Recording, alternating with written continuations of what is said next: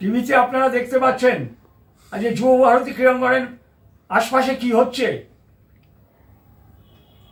আজকে যেটা ঘটছে আমার এই জীবনে ৭৫ বছরের জীবনে আমি কোনোদিন এরকম দেখিনি যে কোনো একটা অন্যায়ের বিরুদ্ধে সর্বস্তরের মানুষ আজকে খেলোয়াড়রা এবং তাদের সঙ্গে যারা যুব ভারতী ক্রীড়াঙ্গনে আজকে যে মোহনবাগান ইস্টবেঙ্গলের ডার্বি ম্যাচ ছিল সেই ডার্বি ম্যাচকে সরকার বানচাল করে দিল।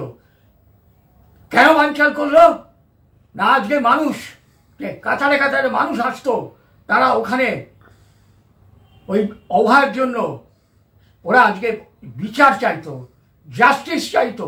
সেরমভাবে একটা মেডিকেল কলেজ, প্রথিত যশা মেডিকেল কলেজ, যে মেডিকেল কলেজ প্রতিষ্ঠা হয়েছে ব্রিটিশ আমলে এবং প্রথম বেসরকারি, এশিয়ার মধ্যে প্রথম বেসরকারি হসপিটাল হিসেবে প্রতিষ্ঠা হয়েছিল এবং সেখানে ডাক্তারই পড়ানো হতো, সেই রকম একটা জায়গায় একজন ডাক্তারকে যে নৃশংসভাবে ধর্ষণ করে খুন করা হলো, এখনো পর্যন্ত কে খুনি তার বেরোলো না, আইডেন্টিফাইড হলো না।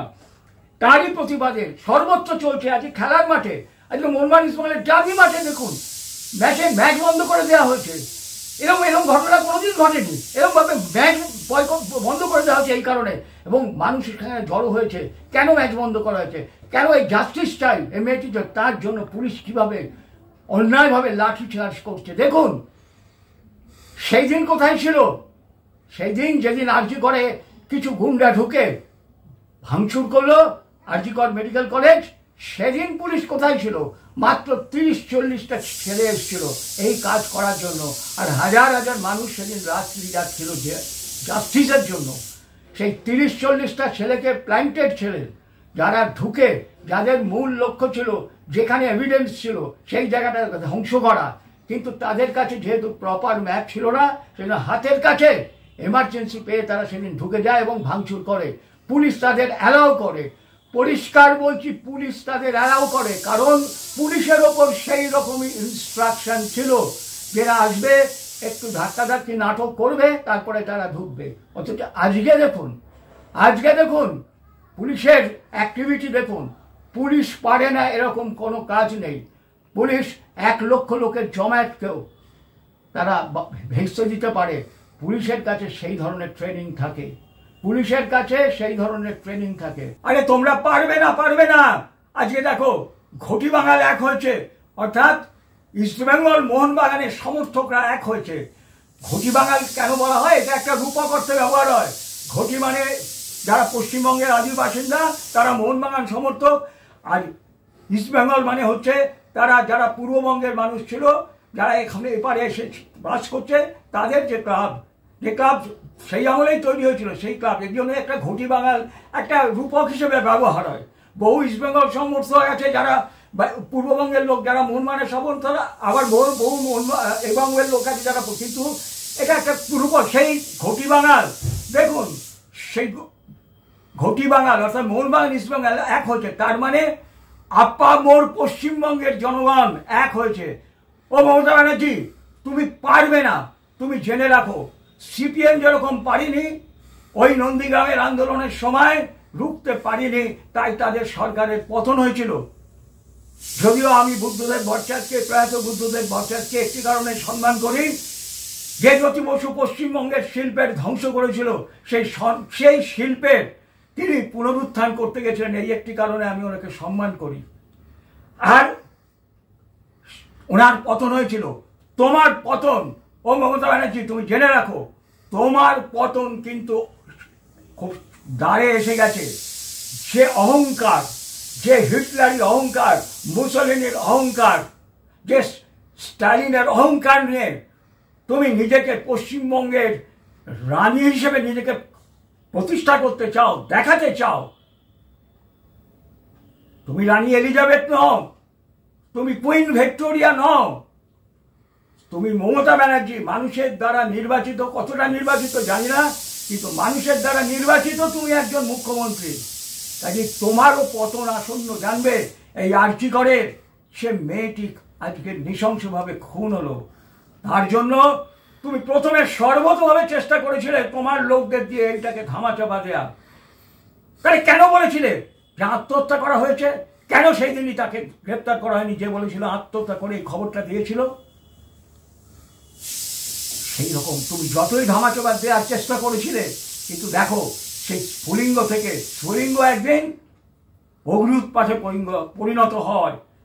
সেই আজকে পশ্চিমবঙ্গের বুকে অগ্ন্যুৎপাত হচ্ছে। আজকে খেলার মাঠে, ভাবতে পারেন, খেলার মাঠে আমি জীবনে কোনোদিন দেখিনি, আবারও বলছি, আমার এই 75 বছর বয়সে আমি কোনোদিন দেখিনি। খেলার জন্য অনেক কিছু হয়েছে, কিন্তু একটা মেয়ে খুন হয়েছে, একজন ডাক্তারি মেয়ে খুন হয়েছে, তার বিচারের জন্য মোহনবাগান, ইস্টবেঙ্গল, ঘটি বাঙাল আজকে এক হয়ে যুবভারতী ক্রীড়াঙ্গনে আজকে এইভাবে একসঙ্গে দাঁড়িয়ে উই ওয়ান্ট জাস্টিস বলছে। আজকে সারা পৃথিবীব্যাপী একটাই আওয়াজ, সেটা হচ্ছে কি, we want justice, we want justice. সারা পৃথিবীতে এই উই ওয়ান্ট জাস্টিসের আওয়াজ ছড়িয়ে পড়েছে। তুমি মমতা ব্যানার্জি যতই চেষ্টা করো না, আজকে তুমি বলছো 5 দিনের বিচার চাই, 5 দিনে ফাঁসি চাই। আগে তো কোনোদিন বলনি, আজকে বলছো যে বল তোমার হাত থেকে বেরিয়ে যাচ্ছে, তাই আজকে তুমি এত বড় বড় বড় কথা বলে এইটাকে ধামাচাপা দেওয়ার চেষ্টা করছো, নিজেকে আরো বড় বিপ্লবী হিসেবে দেখাতে চেষ্টা করছো। আসলে তুমি প্রতি বিপ্লবী, তুমি বিপ্লবী নও, তুমি প্রতি বিপ্লবী। তাই প্রতি বিপ্লবী হয়ে তুমি নিজেকে অতি বিপ্লবী সাজাবার চেষ্টা করছো। তোমার এই চক্রান্ত, তোমার এই কাজ জানবে সাকসেসফুল হবে না।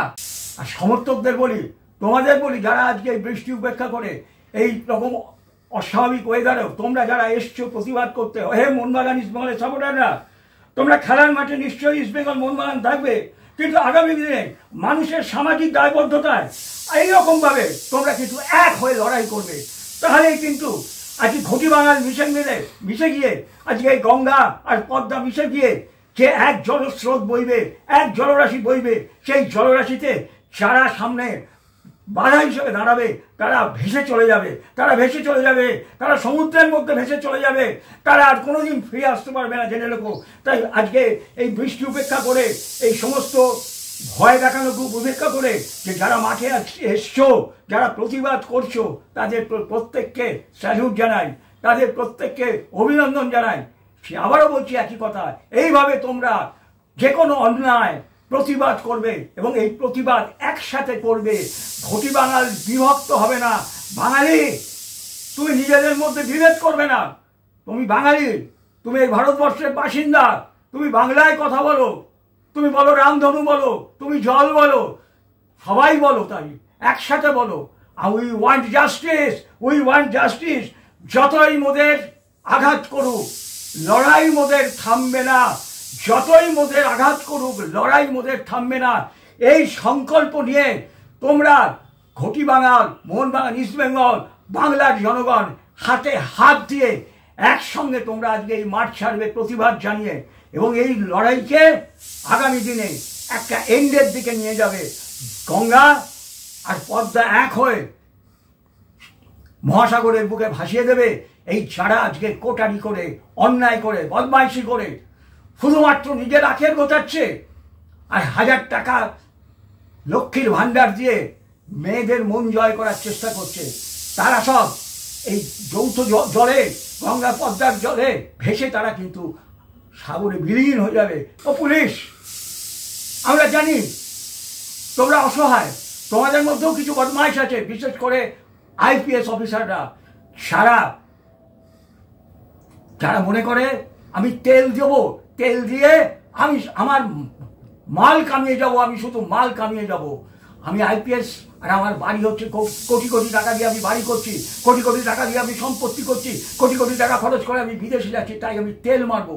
এই আইপিএস অফিসাররা তোমাদের পরিচালনা করে, এই সমস্ত আইপিএস অফিসারদের সম্বন্ধে তোমরা সতর্ক থেকো।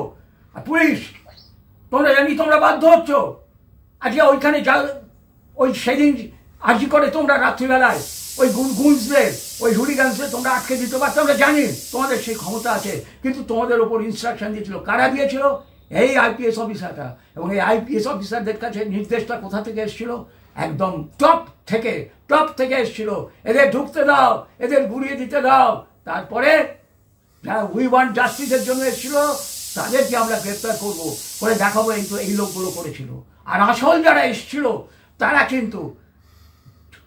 কিন্তু তাদের অ্যাকশন করে দিয়ে তারা ট্রেন্ড লোক, সেই ট্রেন্ড লোকগুলো তাদের অ্যাকশন করে দিয়ে তারা কিন্তু হাওয়ায় মিশিয়ে গেছে।